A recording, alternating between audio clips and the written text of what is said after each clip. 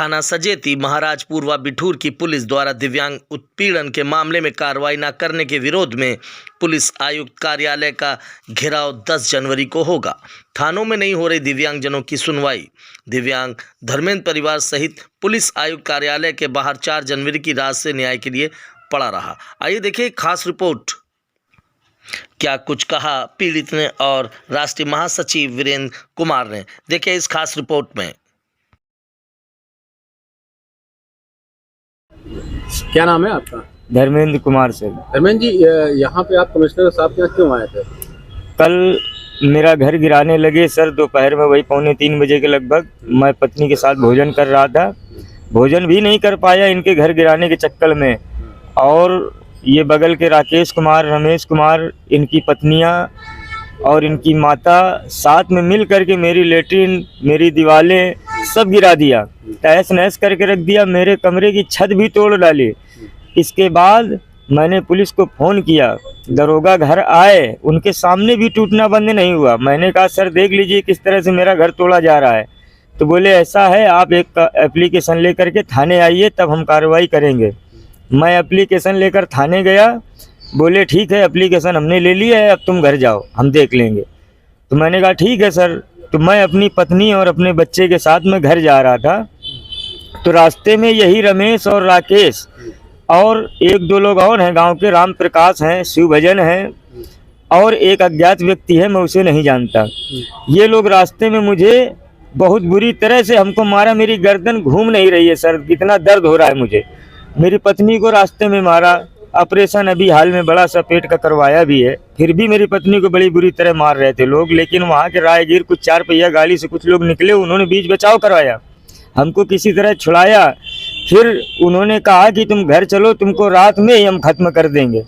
तो सर हम अपने बच्चे के साथ किसी तरह हम घर नहीं गए। फिर वापस फिर हम घाटमपुर आए, ससुराल को फ़ोन किया, ससुराल वाले आए, बच्चे को उनको दे के हमने कहा ठंड में कहाँ बच्चों के लिए घूमेंगे, तो ससुराल पहुंचाया। मैं पत्नी समेत मैं यहाँ कमिश्नर साहब के ऑफिस के बाहर आया, कमिश्नर साहब के ऑफिस में आया। और आने के बाद यहाँ पता चला कि कमिश्नर साहब कल मिलेंगे आज के लिए।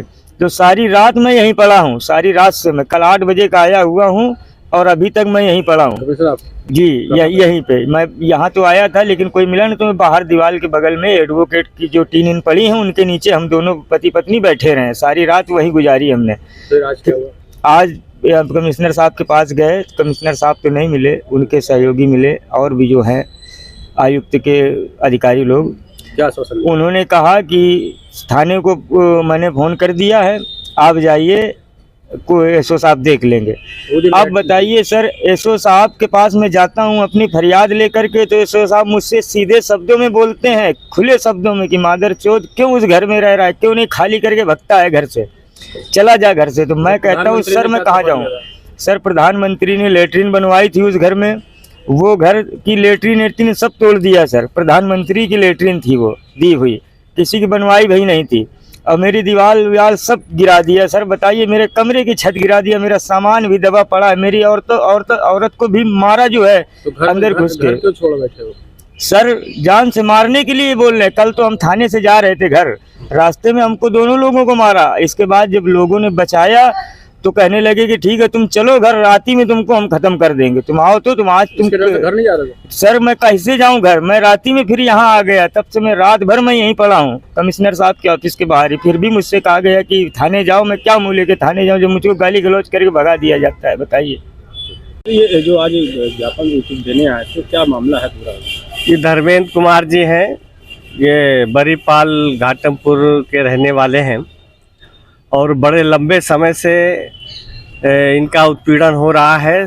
थाना सजेती की पुलिस अभियुक्तों से मिली हुई है, जिसकी वजह से कोई कार्रवाई करने के बजाय जब भी कोई घटना होती है तो वो पुलिस समझौते पे लग जाती है। जबकि नियम ये है कि किसी का भी हो मामला, उत्पीड़न अगर हो रहा है तो एफआईआर दर्ज होनी चाहिए। एफआईआर दर्ज नहीं होती, इसके लिए पिछले महीने में हम लोग जो है आए थे 5 दिसंबर को, पुलिस आयुक्त महोदय से मिले थे, पूरी सिचुएशन से अवगत कराया गया था। लेकिन दुर्भाग्य ये है इस देश का कि उत्तर प्रदेश में राज्य चाहे जैसा हो, लेकिन दिव्यांग व्यक्तियों को न्याय नहीं मिल रहा है। दिव्यांग व्यक्तियों का उत्पीड़न बराबर जारी है। पुलिस आयुक्त से मिलने के बाद भी अगर किसी दिव्यांग व्यक्ति को, गरीब व्यक्ति को न्याय न मिले तो पूरी व्यवस्था पर एक सवाल है। और आज फिर ये लड़का, जब इसका घर गिराया गया, इसको मारा गया, ये थाने गया, थाने से भी भगाया गया और उसके बाद ये रात भर पुलिस कमिश्नर कार्यालय में पड़ा रहा ठंडी में। न इसके पास कंबल है, न इसके पास रजाई है, न कोई चादर भी नहीं है। ठंडी में ठिठुरता रहा पत्नी के साथ और यहाँ पड़ा हुआ है। आज जब अधिकारियों के सामने पेश हुआ है तो अधिकारी कह रहे हैं कि हमने जाओ थाने, वहाँ पर हमने थानेदार को बोल दिया। थानेदार को बोलने से क्या होगा? आप सीधे कहिए ना, एफआईआर के आदेश जारी करिए। एफआईआर के आप आदेश करते नहीं है, थाने में बोल देते हैं, चिट्ठी मार्क होके चली जाती है, फिर वो पड़ी रहती है रद्दी की टोकरी में। जिम्मेदारी कौन लेगा? अगर थानेदार नहीं सुनते हैं, एसपी नहीं सुनते हैं, तो जिम्मेदारी कौन लेगा? किसकी जिम्मेदारी है? पुलिस आयुक्त की जिम्मेदारी है। तो फिर क्यों नहीं पुलिस आयुक्त जिम्मेदारी ले रहे हैं? क्यों नहीं दिव्यांग व्यक्ति के एफआईआर दर्ज करा रहे हैं?